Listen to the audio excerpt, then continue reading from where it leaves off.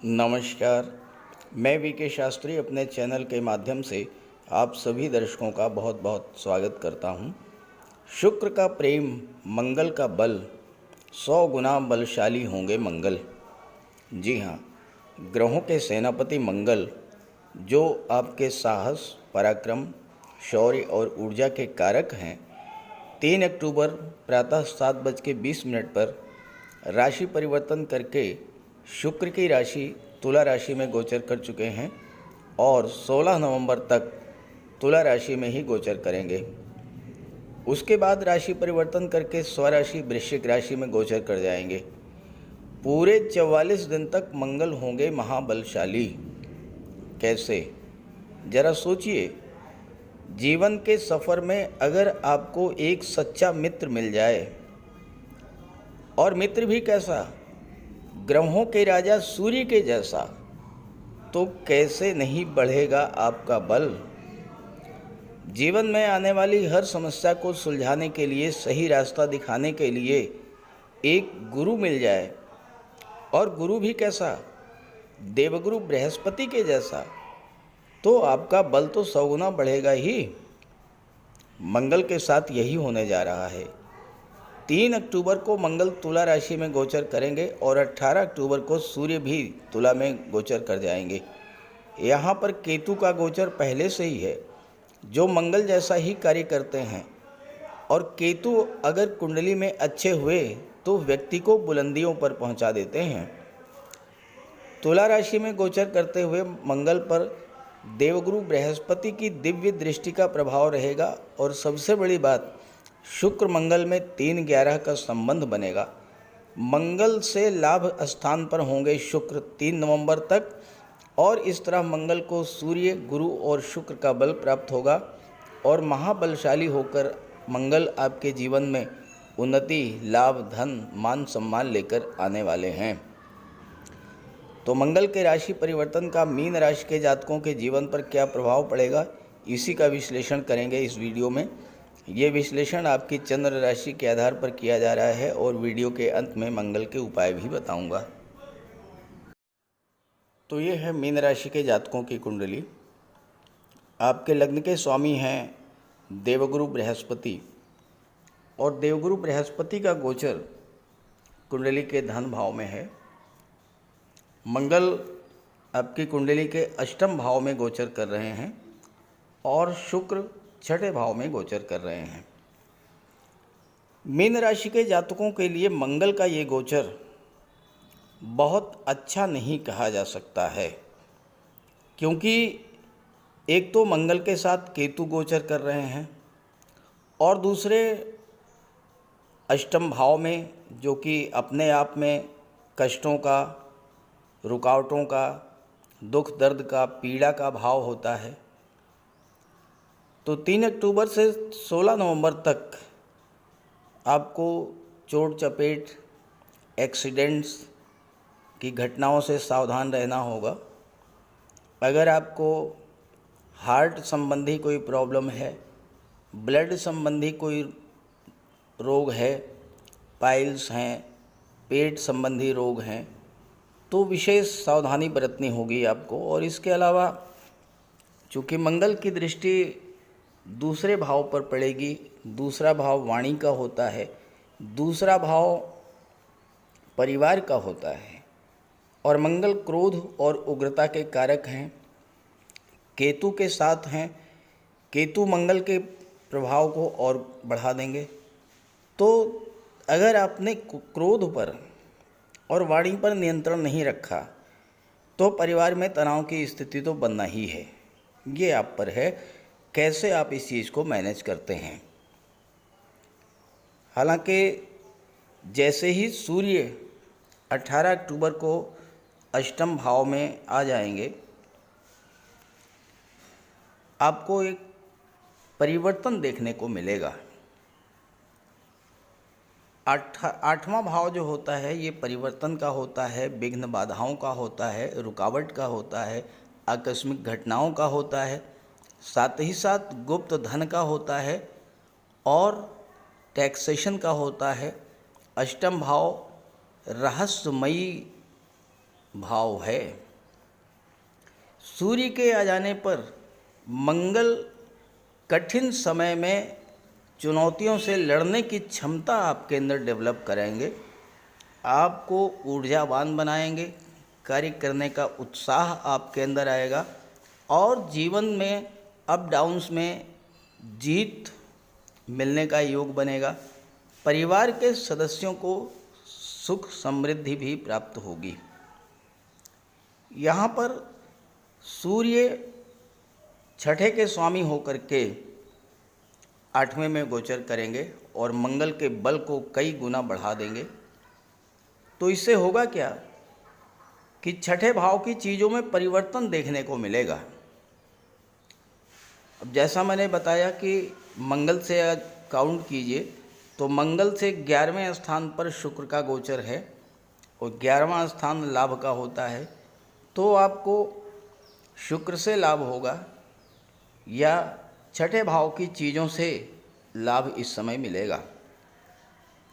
अब छठा भाव कर्ज का होता है।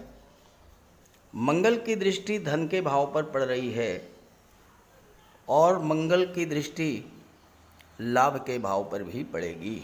तो इतना धन लाभ होगा कि कोई कर्ज अगर है तो वो कर्ज उतर जाएगा। और अगर आप कर्ज लेना चाहते हैं व्यापार व्यवसाय को बढ़ाने के लिए, कोई निर्माण कार्य करने के लिए, बच्चों की उच्च शिक्षा के लिए, चूँकि मंगल नवम के भी स्वामी हैं और नवम भाव उच्च शिक्षा का होता है, तो इन सब कार्यों के लिए आप लोन लेना चाहते हैं तो लोन भी मिलेगा।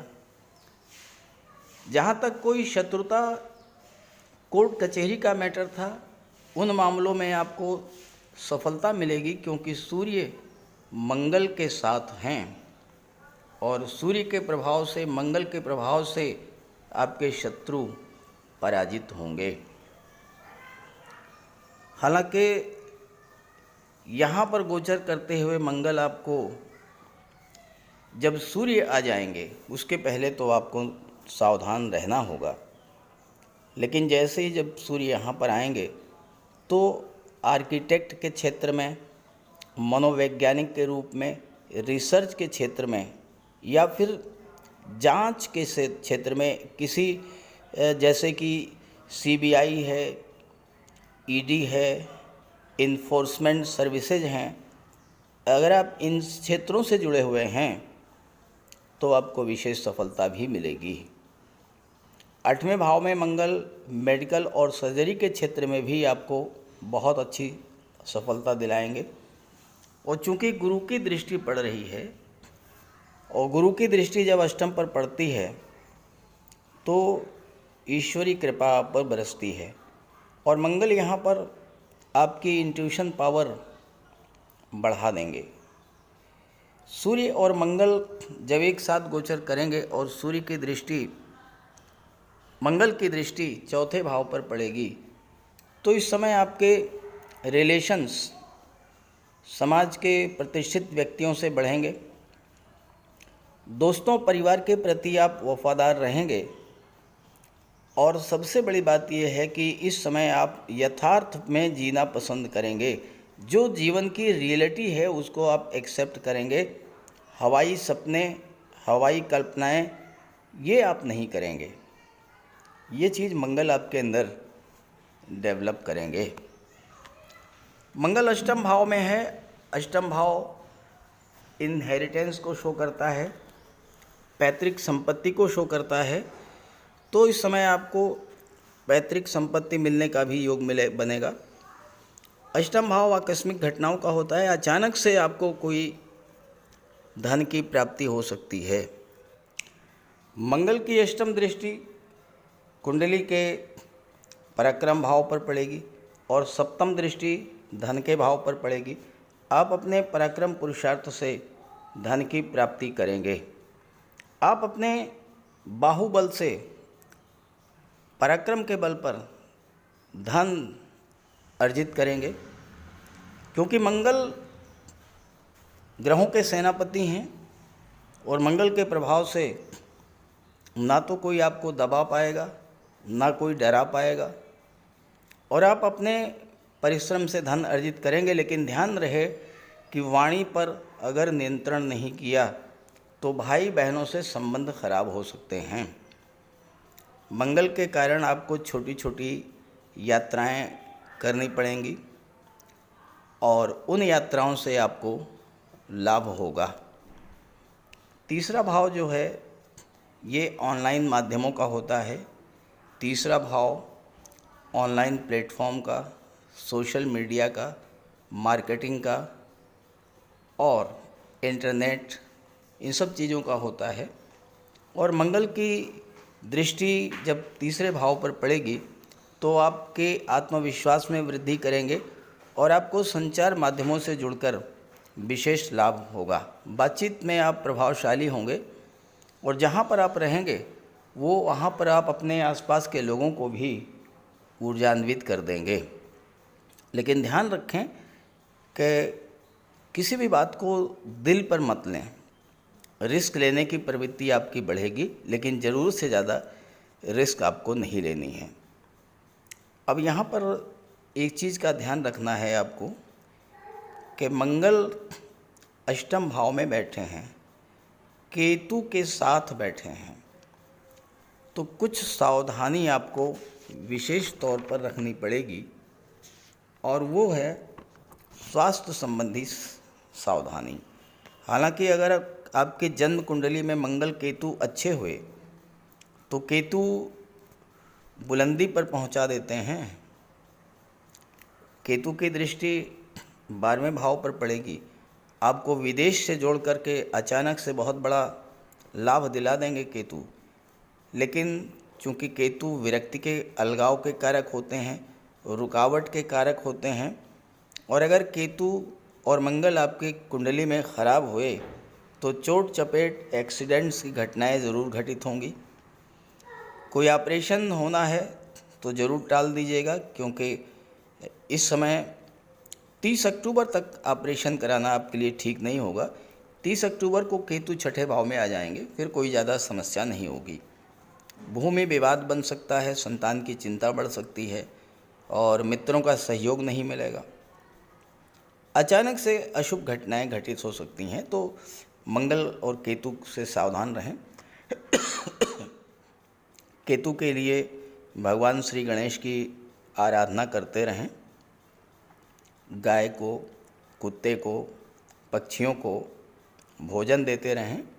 और जहाँ तक मंगल की बात है तो मंगल के विशेष उपायों पर चर्चा कर लेते हैं। मंगल का सबसे बड़ा उपाय है बजरंगबली की उपासना करना। आप बजरंगबली की उपासना कीजिए, बजरंगबली के मंदिर में जाइए, उनके चरणों का सिंदूर अपने मस्तक पर धारण कीजिए। साथ ही साथ हनुमान चालीसा का पाठ कीजिए, बजरंग बाण का पाठ कीजिए। मंगलवार के दिन अगर आप व्रत रख सकें तो मंगलवार का व्रत रखिए।